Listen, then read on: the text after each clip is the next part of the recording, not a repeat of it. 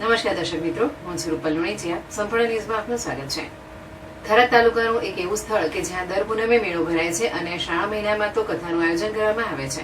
થરાદના આસુદરમાં આવેલા શંભુગીરી મહારાજની જગ્યામાં દર પૂનમે મેળાનો માહોલ રહે છે.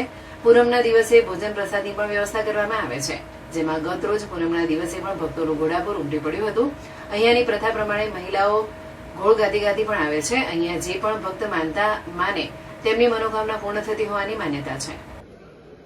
બોલો શંભુગીરી મહારાજ કી જય, હરદેવપુરી મહારાજ કી જય. બોલો દાદી.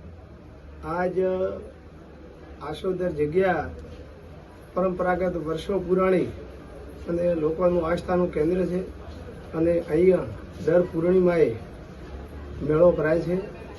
મેળાના રૂપમાં લોકો દર્શન કરવા માટે બહુ ભાવિકો ત્યાંથી આવે છે. એમની આસ્થા અને એમની મનોકામના ગુરુ કૃપાથી પૂર્ણ થાય છે. એમને ભોજન પ્રસાદની પણ વ્યવસ્થા અહીંયા રાખવામાં આવે છે અને દરેક યાત્રાળુઓની સગવડ મળે એ રીતે અહીંયા ગામ અને બાપજીના સાથથી બધા લોકોને સારું અહીંયા જ્ઞાન પ્રાપ્ત થાય એ માટે એક અહીંયા જગ્યામાં લોકો દર્શનાર્થે આવે છે. અસ્તુ. અમારા ગામ આસુદરની અંદર મોટી શંભુગીરી બાપજીની એક ધન્ય ધરા ઉપર એક જગ્યા મોટી આવેલી છે. બાપુની સમાધિ આવેલી છે.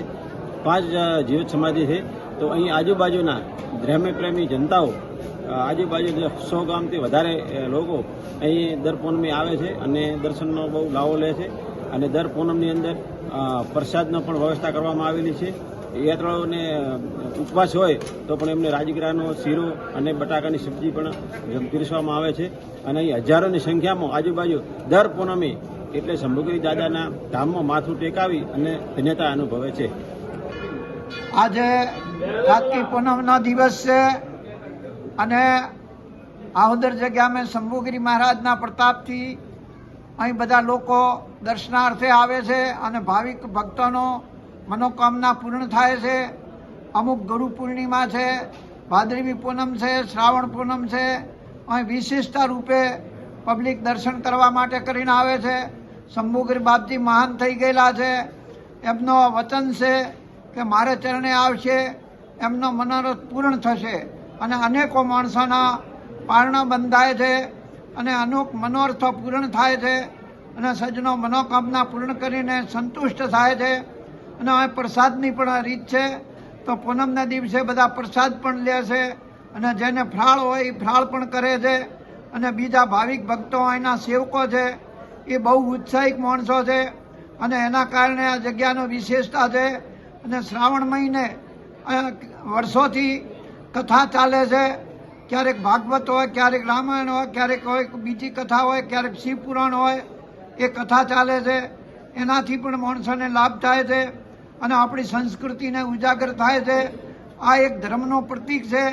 અહીં ધર્મ સિવાય બીજો કોઈ નથી કોઈ પેલું રાજકારણ કે નથી કોઈ બીજું કોઈ.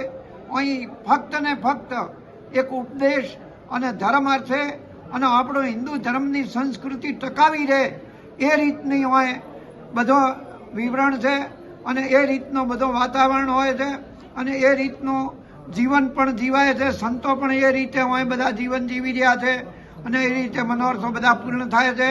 એટલે ભાવિક ભક્તોને શંભુગીરી બાપજી તરફથી આશીર્વાદ છે કે એમની મનોકામના પૂર્ણ થાય, દિવસે દિવસે એમની ભાવના વધે અને ગુરુ મહારાજ એમના મનોરથ પૂર્ણ કરે. આટલો કરીને જય ગુરુ.